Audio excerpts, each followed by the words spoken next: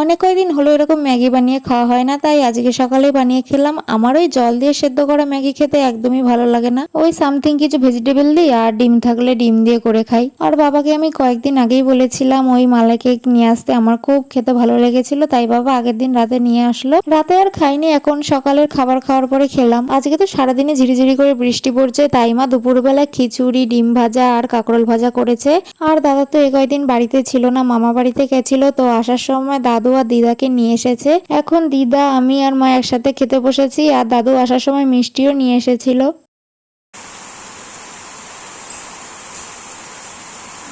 আমি সন্ধে দিয়েই সকলের জন্য চা বানালাম, এখন একসাথে বসে সবাই মিলে চা খাচ্ছি। তারপরে গেলাম আমি আটা মাখতে, আমি তো সন্ধ্যাবেলা আটা মেখে রাখি। তারপরেই আমি দাদু আর দিদাকে জিজ্ঞাসা করলাম যে বৃষ্টির ওয়েদার, একটু ভাজা পোড়া কিছু খাবা নাকি? তো বললো খাবে, তাই আমি সব রেডি করে ভাজা শুরু করে দিলাম। রয়েছে বেগুনি আর কুমড়ি ভাজা। খাওয়ার পরে দাদু আমাকে প্রথমেই বলল যে এমনি সময় আমি ভাজা পুরি বেশি খাই না, কিন্তু আজকে আমি 4-5টা খেয়ে নিয়েছি, কারণ খেতে খুব ভালো হয়েছে। আর কেউ যদি এরকম খায় তাহলে সেও মনে রাখবে। আর এমনিও দাদুকে সেই কবে পাট শাকের বড়া করে খাইছিলাম, এখনো নাম করে যে খুব ভালো হয়েছিল। আর এরকম ধরনের কমপ্লিমেন্ট পেতে কার না ভালো লাগে। কিছুক্ষণ পরেই ঠাকুমা আসলো, তারপরে সবাই মিলে বসে গল্প করলাম। তো রাতের খাবারও সময় হয়ে গেছে, মা এখন রুটি ভাজছে, তারপরে আমি দাদু আর দিদাকে খেতে দিলাম, তারপরে আমরা সবাই খেতে বসলাম। তো ভিডিওটা এইটুকুই, সবাইকে গুড নাইট, টাটা।